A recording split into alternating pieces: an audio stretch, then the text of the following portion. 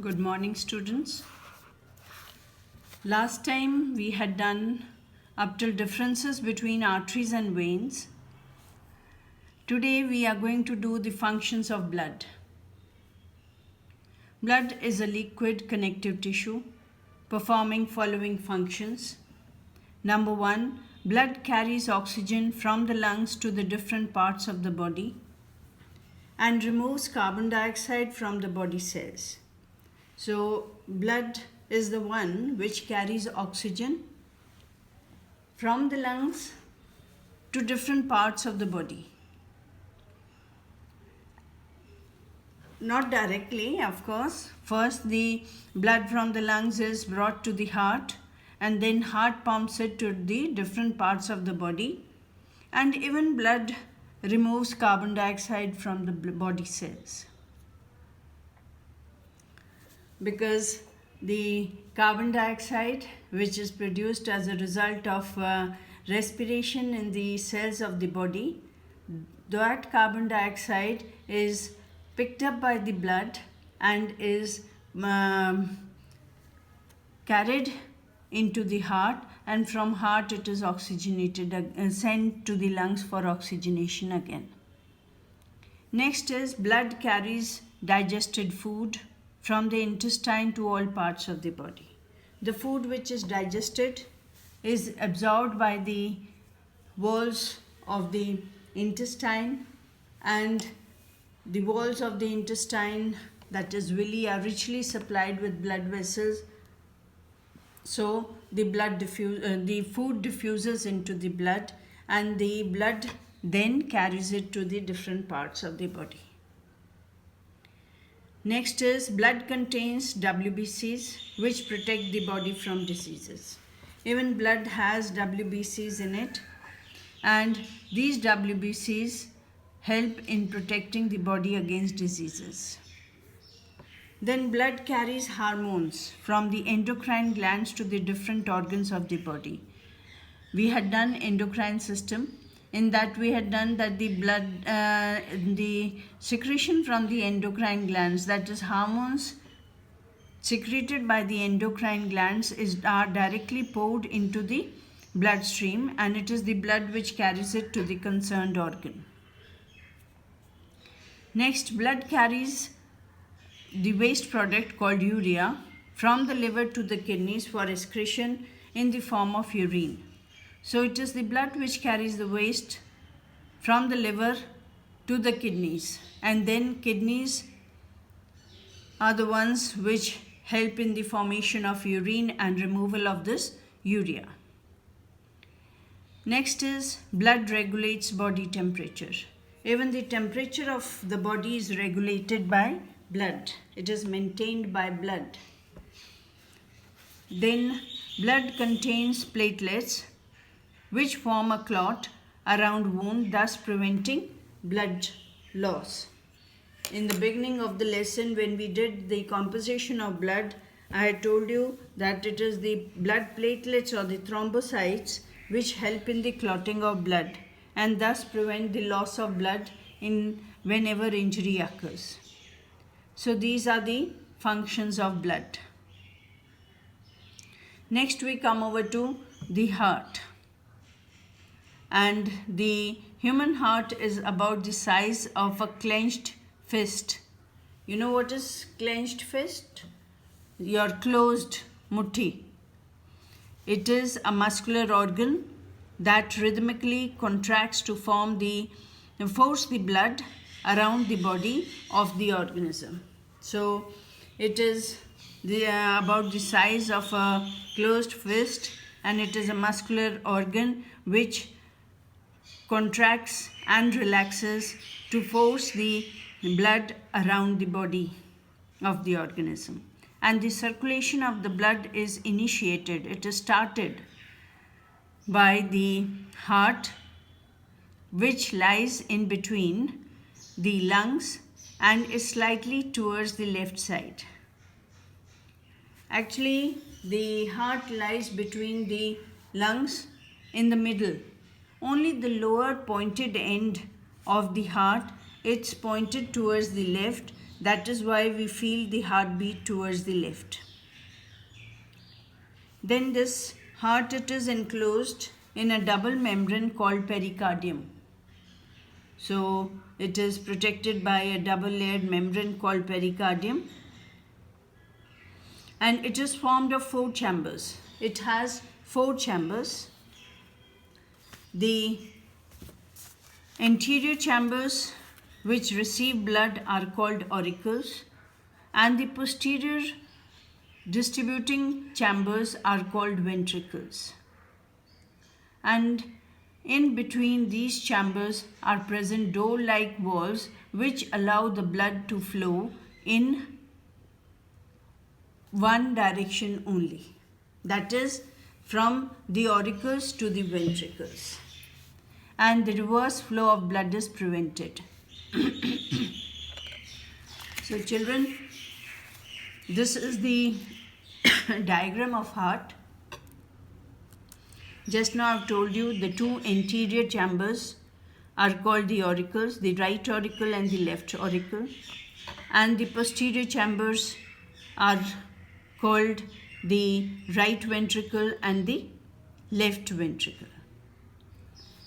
And these 2, auricles and ventricles, they have walls in between them, and these walls prevent the backward flow of blood in the heart. Blood only flows in one direction, this way.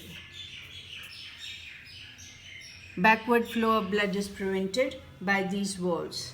And these walls, the wall which is present between the right auricle and right ventricle is called the right arterioventricular wall or the bicuspid wall. Why it is called bicuspid wall? Because it has 2 cusp-like structures.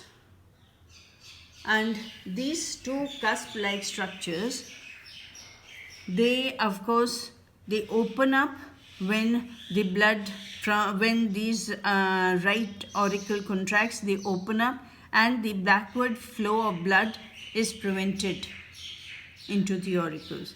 And here also on the left side, between the left auricle and left ventricle are also cusp-like structures. And here 3 cusps are there, so it is called tricuspid valve.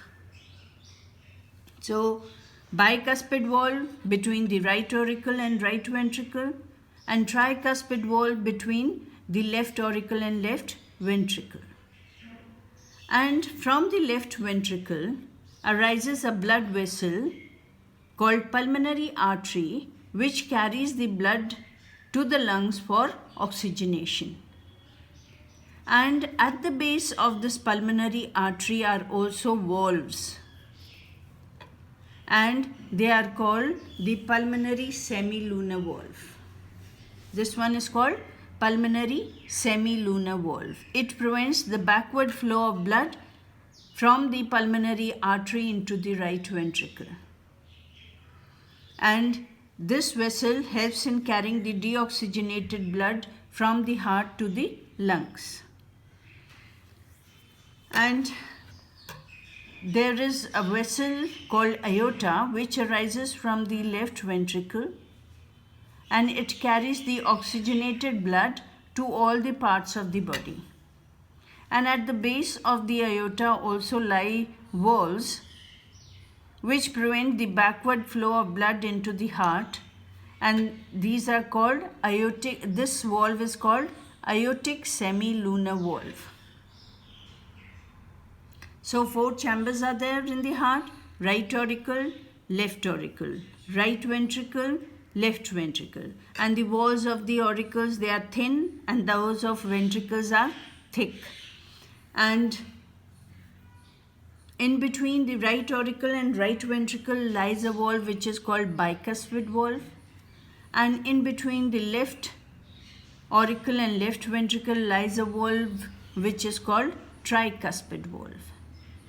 And from the right ventricle arises the pulmonary artery which carries the deoxygenated blood to the lungs, And at the base of this also lies a valve which is called the pulmonary semilunar valve. And from the left ventricle arises a blood vessel called aorta, and it carries the oxygenated blood to all the parts of the body. And at the base of the aorta lies a valve which is called tricuspid valve. And the deoxygenated blood from the lower and the upper part of the body is brought by the vena cava.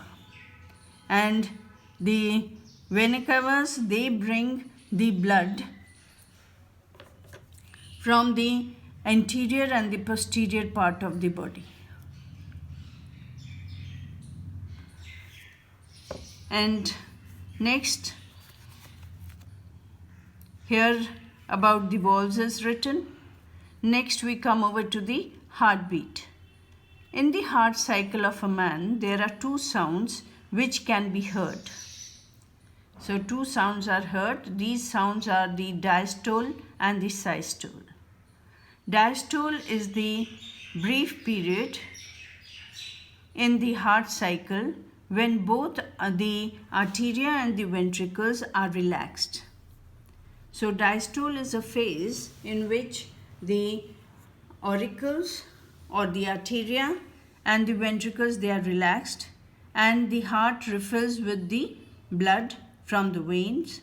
And systole is a phase of the heart cycle when the heart muscles contract.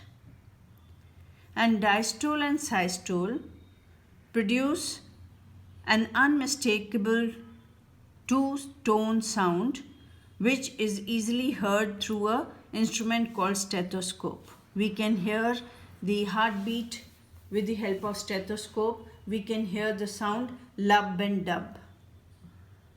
And this lub dub sound is produced by the closure of the bicuspid valves and the semilunar valves. When these valves close with a jerk, lub sound, the bicuspid and tricuspid valves, they close with the jerk, then lub sound is produced. And when semilunar valves, they close, then dub sound is produced. And in a healthy adult, the heart beats on an average of 72 times a minute, but this can vary from 60 beats per minute and 80. So it can even vary, but usually an adult's heartbeat is 72 times per minute. Exercise makes the heartbeat faster, bringing more blood to the muscles, which is good for our health. That is why the exercise is said to be good, because the heart supplies more blood to the muscles.